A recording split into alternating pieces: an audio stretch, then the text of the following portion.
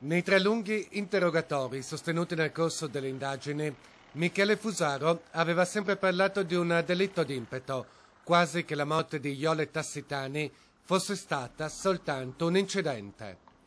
Ora, per la prima volta, il falegname di Bassano ha ammesso di aver ucciso volontariamente l'impiegata di Castelfranco.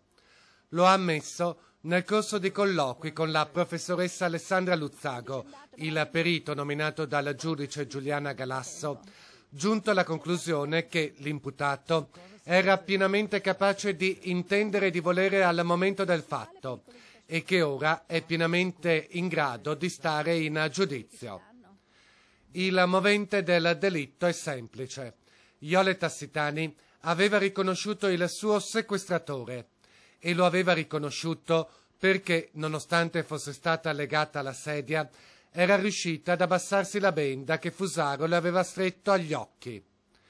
Un riconoscimento avvenuto nel momento in cui il falegname era rientrato nel suo appartamento, di ritorno dal secondo viaggio a Castelfranco, dove aveva lasciato in via Sicilia l'auto della ragazza ed aveva recuperato la propria Honda.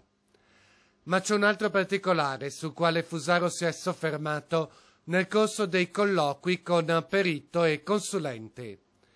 Il bassanese ha detto che nei minuti successivi al sequestro aveva capito che difficilmente sarebbe riuscito a portare a termine il piano ed ha aggiunto che si era convinto dell'opportunità di liberare la ragazza.